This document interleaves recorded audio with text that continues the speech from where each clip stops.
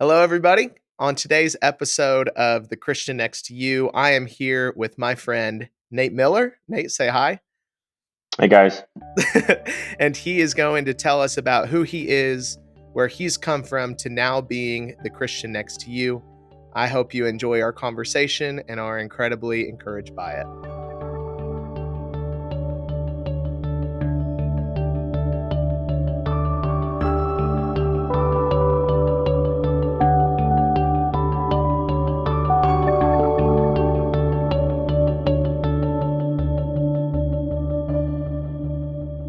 Well, hello and welcome to this episode of The Christian Next to You.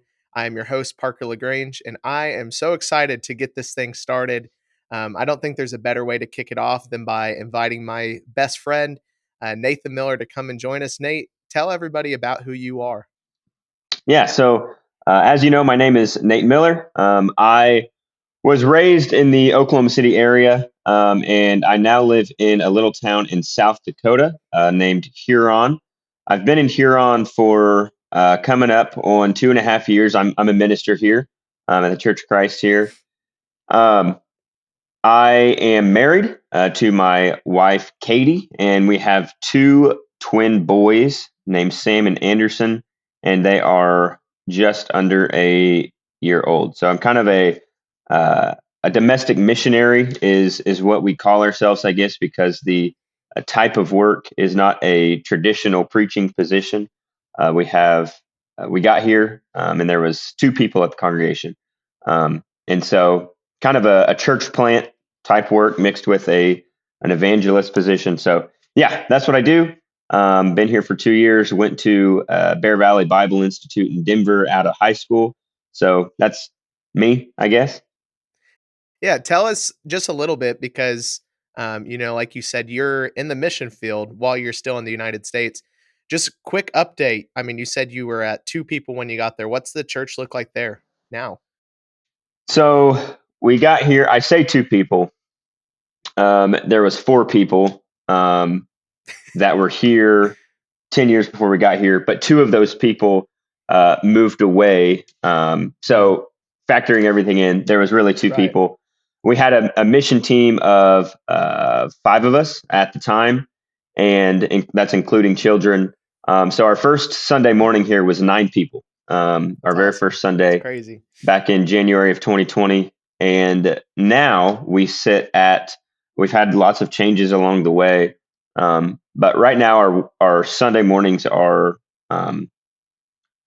20 people normally. Awesome. Yeah. Our Wednesday nights are close to 30 people. A lot of times, it's hard to measure, as you would know, it's hard to measure success by the numbers. There's so many other things that factor into that, but the attendance is still low relative to a normal congregation elsewhere in the United States. But the growth and the progress that we're making is huge out here. Well, that's awesome, man. I'm glad to hear that. You're a minister. You are a Christian. Tell me about what your day to day life looks like. You said you had twin boys, and Yeah. Katie stays So home. Just tell me about your day. so things again look a little different. I guess I have uh, a very non-traditional job. In that a normal preacher, would go and have pretty normal office hours for the most part and do their visiting and write their lessons. For us, it's quite different, and it's really cool. It's the coolest job in the world because I guess part of our everything's evangelism. At least that's Yeah. the aim. And so, like on Wednesdays, a good example of our Wednesdays is we have an after school program where we have uh, 15 or 20 kids from the schools come in after school, and we just hang out and play games and play dodgeball until evening services or class. So that's one day a week. I also coach CrossFit. That has been a really good way. I've gotten to know people, and quite a few of those people that I've met there have started coming to church. So that's been That's great, awesome. and that takes up some time. we're in the office a lot, writing our lessons and doing that. But a lot of our day to day is doing whatever, Yeah. meeting people, helping people. I mean, it's going duck hunting. A lot of our during duck season, some of our day to day is going duck hunting and taking a non Christian along and trying to get to know them. So It's things are awesome. different, and it's hard to nail down a day to day, I guess. Okay, that makes sense. You said you're a minister, you're a preacher, you're an evangelist. Now, it's really cool for people to hear about the stories of those preachers or ministers or evangelists before they came to Christ, because we have a story before we came to Christ too. And so I want you to tell us a little bit about what your life looked like before Jesus saved you. Had you ever thought about Christianity? Did you ever go to church? What was your life like before Jesus? hmm So this is a weird question for me, and it's a weird concept because I was raised in the church. Mm, Um, so there's not a. I guess before I really get into it, I'll preface by saying being raised in the church was the biggest blessing I could have ever asked for. I mean, it was amazing. My parents are amazing. Went to Bible class every Sunday. Every time the doors were open, we were there, and I could not ask for something better. That being said, it offers a unique perspective that is almost at sometimes a disadvantage. mm, And I guess what I mean by that is it's hard to appreciate what life was like before I was saved because sometimes it's hard to think about what life was like before I was saved because I was always at church. Now we can talk about mm. the theology and the doctrine of, Right. of there was a point where I became saved, but uh, it's hard to appreciate whereas some of my other friends who came to Christ and came to the church, they lived in the world and they were out doing these things and they can appreciate I was lost and now I'm saved. And although I have that, it's more challenging. So I Yeah. did go to church all the time. But anyway, yeah, I guess that's kind of, um, I was always at church. I thought about Christianity because we heard it every Sunday morning. We heard about Right. becoming a Christian, how to become a Christian. So yes, absolutely, I had thought about becoming a Christian, but it it wasn't as much as like, okay, it's time to come to Jesus and start asking these questions. It was eventually my faith became my own, and things got really real for me. All those things that I heard my whole life got real, as Yeah. opposed to I was living in the world and now I'm out of the world. Does that make sense? Yeah, that's awesome. Yeah, it makes a lot of sense. So now it kind of leads us to the natural question of, okay, yeah, you were in church, you were hearing those messages all the time, you were living the right lifestyle, yet you weren't saved, you weren't that Christian. And so, what was it that kind of sent you to becoming a Christian? Why, when, and how did you Yeah. become a Christian? Yeah. So in the let's see, I'm trying to remember when it was. It was in the summer of between my sixth and seventh grade. So I was pretty young. Hmm. And it was at church camp. And I remember hearing lessons. Like I said, my whole life you hear lessons on becoming baptized and what it means to become a Christian and being immersed with Christ and raising with Christ and uh, heaven and hell, all those big concepts. And I think I remember hitting that what we would call the age of accountability, Hmm. where you realize that you have sinned. I have a very vivid memories of laying in bed. It was one of the I can't remember what those beds are called that have the drawers underneath that are raised.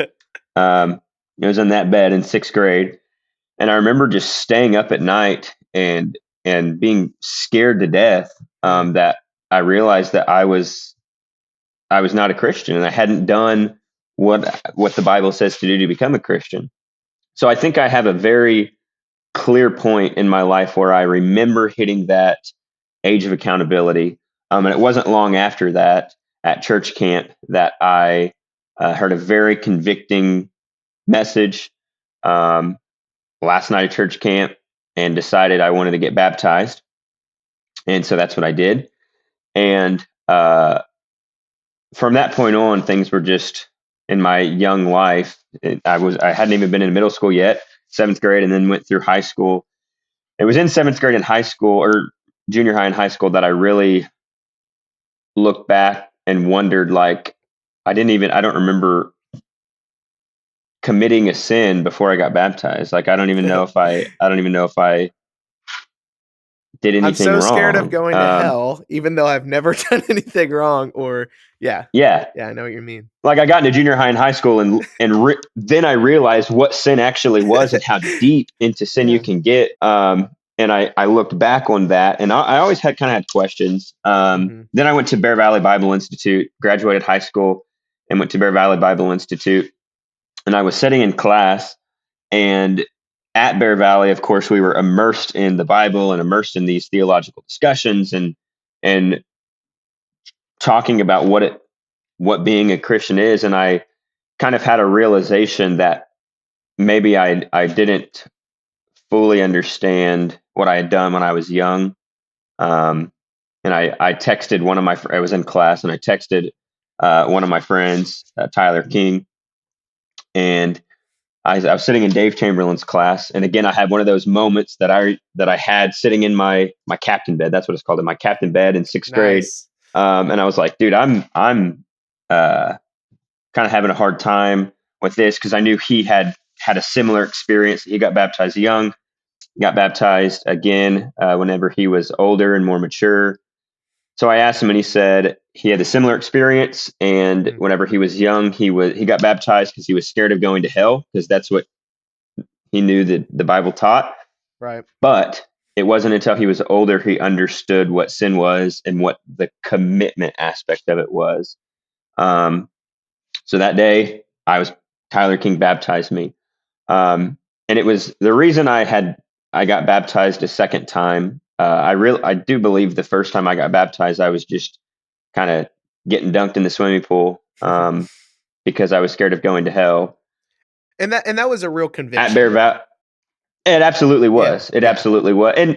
And maybe we'll get to heaven and God say, Nate, the second time you were just getting dunked in the baptistry. Right. And Yeah. I'm not terribly concerned with which one of those took. And I think Yeah, I see what you're there saying. could be a dogmatic discussion that comes with that. But Yeah. it was a conviction both times, and I think that's where grace comes in.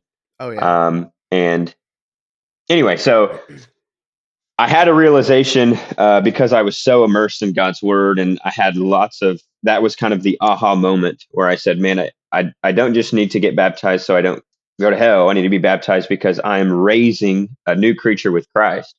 And so now my life since then has been a very much a less of I got baptized and I'm a Christian because I don't want to go to hell, but it's I'm a Christian because I am in a relationship with Christ. Yeah, that's awesome, man. So I know this might be a silly question to ask you, and I'm going to ask every single person that I get to talk to this question because I think people out in the world need to hear it. Christians need to hear it, and it's pretty simple. Do you enjoy being a Christian today? Yeah, I mean, 1,000%. You say it is a simple question. It is a simple question, but it has a lot of there's some depth to that maybe we Mhm. overlook, and we say yes, we enjoy being a Christian, but sometimes I catch myself. Me Do too. I live and I act like I enjoy being a Christian? Yeah. So we're quick to say, yeah, absolutely, I enjoy being a Christian, but Mm. maybe I ought to reevaluate. I say it, but I mean, yes, we should absolutely enjoy being a Christian and live like we enjoy being a Christian. Now, maybe this is getting really personal, and you can say, Parker, I pass on this one. But, and I feel the same way too. Like what you were saying with, I say I love being a Christian, but if I'm being completely honest with you and completely vulnerable with you and with our listeners, there are some struggles with Christianity, especially Yeah. because of who we once were and the things we used to do and the life we used to live. Would you be willing to share any struggles or challenges that you faced after becoming a Christian and why maybe Christianity isn't the most enjoyable thing at times for you? hmm Um, I mean, we would be, I say we, I would be missing the point if we didn't, I mean, if we didn't talk about sin. I mean, Yeah, that's the obvious struggle. At the foundation of Christianity is the idea of denying yourself, and you are responsible for uh, ignoring your will at sometimes and doing what God wants. And that is the fundamental uh, struggle of being a Christian is sin and doing what we want to do.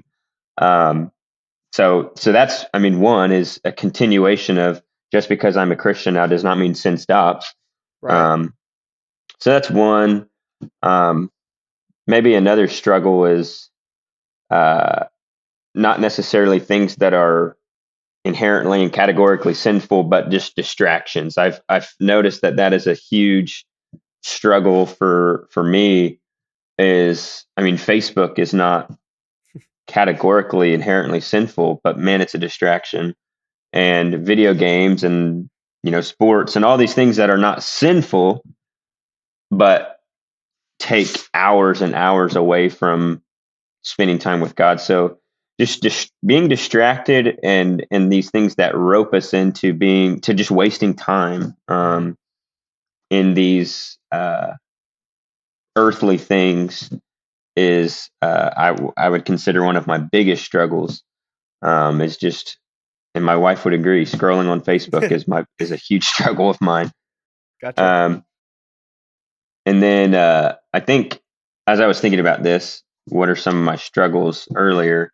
I thought about that joy. And Mhm, do we enjoy being a Christian? We say we do, but I think one of my big struggles is getting, because I was raised in the church.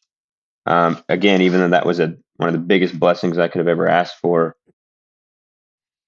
maybe one of the side effects of that is it's just everything's mechanical. mhm. And What do you mean by that? Mechanical?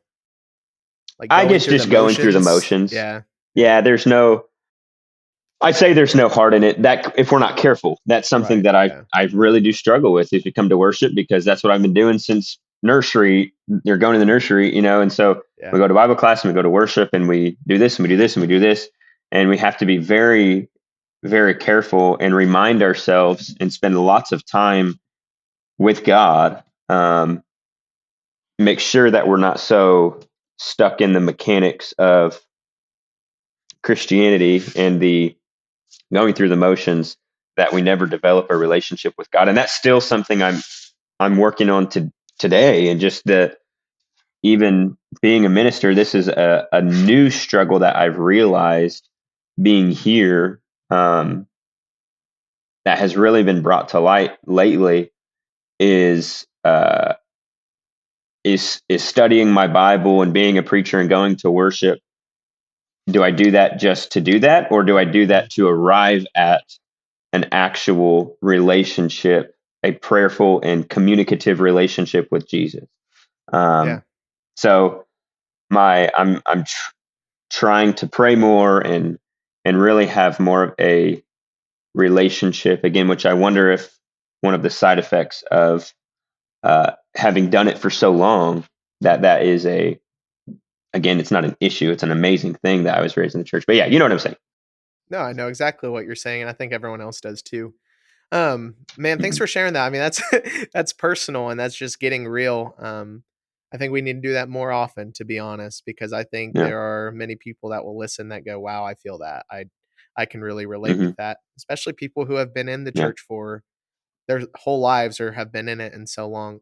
Kind of as we come to a close, I would like to ask you if you could offer some encouragement to the Christian and then to the non-Christian who may be listening or watching this.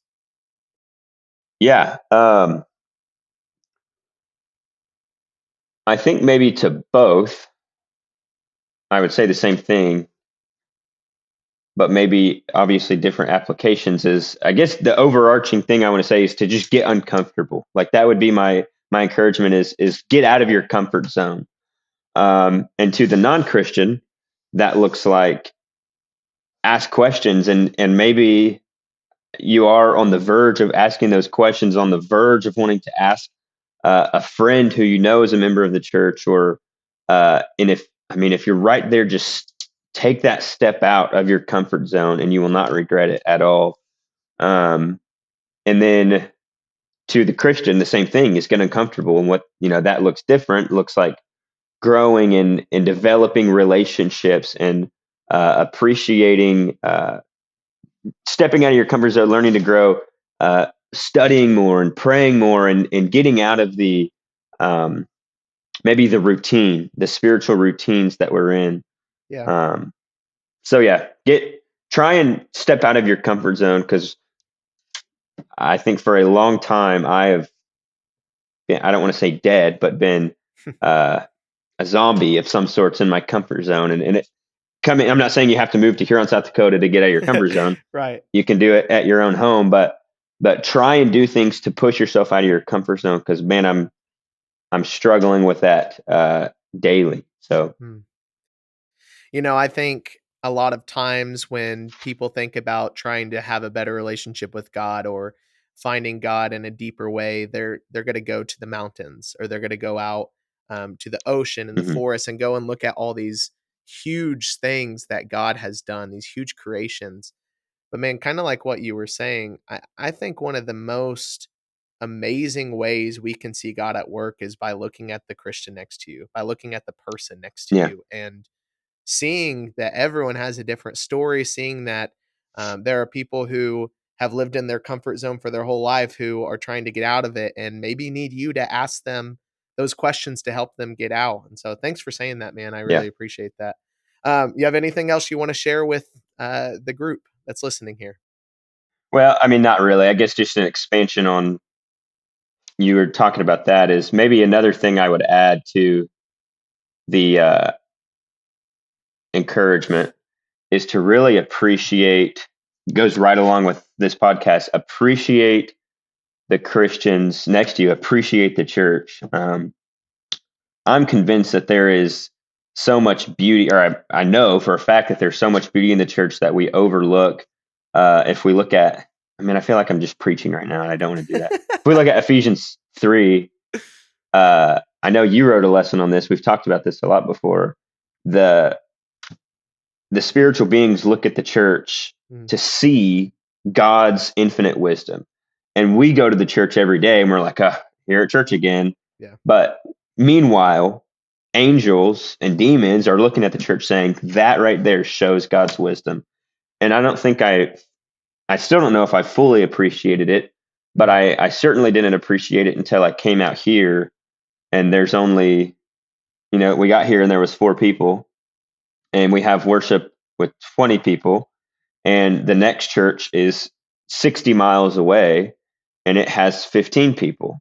And that's something I really took for granted, is the beauty and the number of God's family.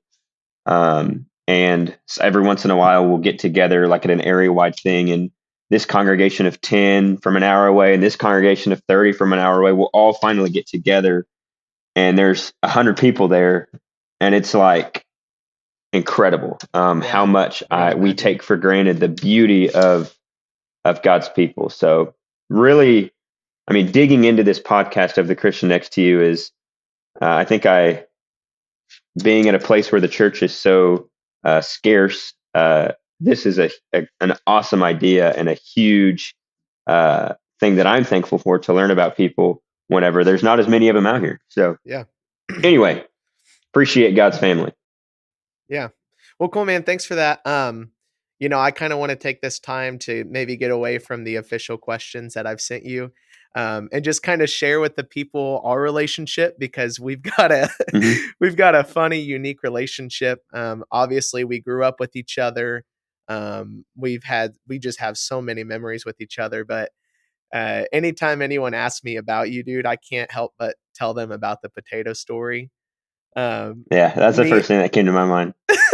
Me and Nate got to live in Denver together from January to May until I was about to get married when we were students at Bear Valley together.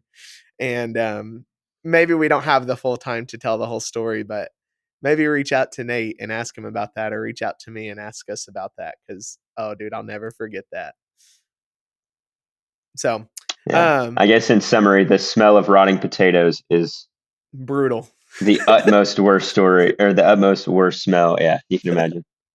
As a matter of fact, one of our instructors thought that something had literally died in our house. So, um, we had just the funniest time on that journey to Colorado and back because we were both in Oklahoma for internships that summer and made a nice drive out there to clean it up. So, um, yeah, that's awesome. Ask us about it sometimes. We'd love to tell you.